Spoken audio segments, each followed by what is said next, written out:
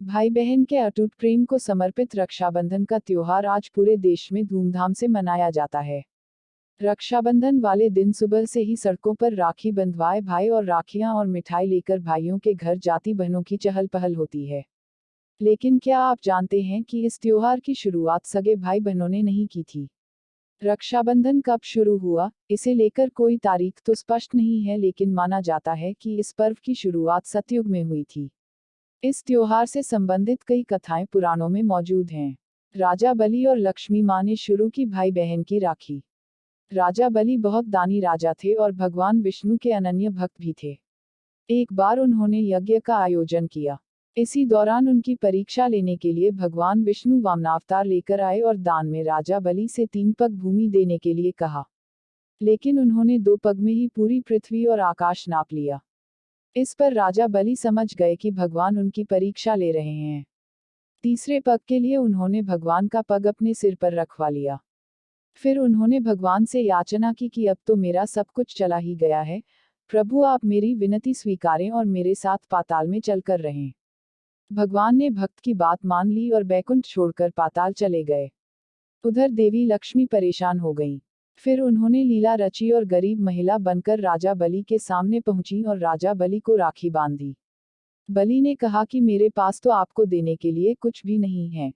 इस पर देवी लक्ष्मी अपने रूप में आ गईं और बोली कि आपके पास तो साक्षात भगवान हैं, मुझे वही चाहिए, मैं उन्हें ही लेने आई हूँ। इस पर बलि ने भगवान विष्णु को माता लक्ष्मी के साथ जाने दिया।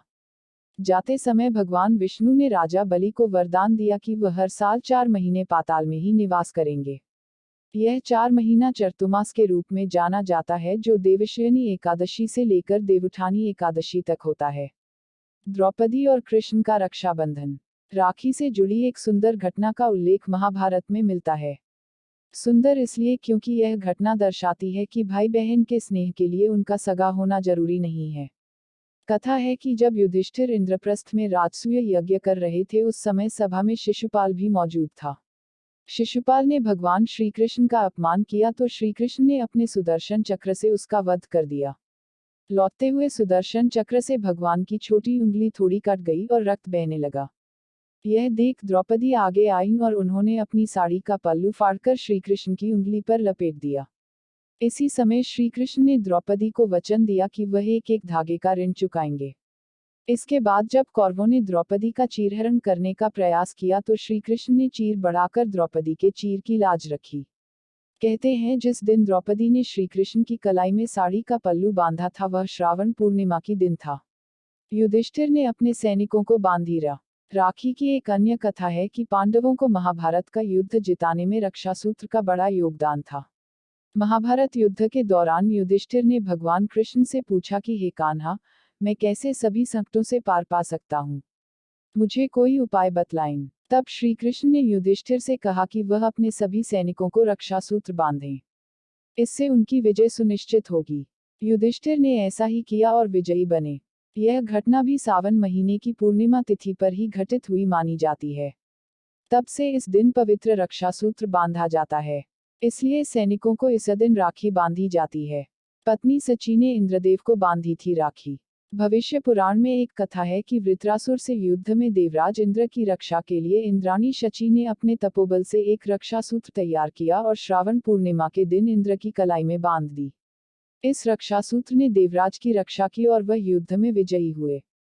यह घटना भी सतयुग में हुई थी। राखी की एक कहानी ऐसी भी है। सिकंदर पूरे विश्व को फतह करने निकला और भारत आ पहुंचा। यहाँ उसका सामना भारतीय राजा पुरु से हुआ। राजा पुरु बहुत वीर और बलशाली राजा थे। उन्होंने युद्ध में सिकंदर को धूल चटा दी। इसी दौरान सिकंदर की पत्नी को भारतीय त्योहार रक्षाबंधन के बारे में पता चला। तब उन्होंने अपने पति सिकंदर की जान बख्शने के लिए राजा पुरु को राखी भेजी।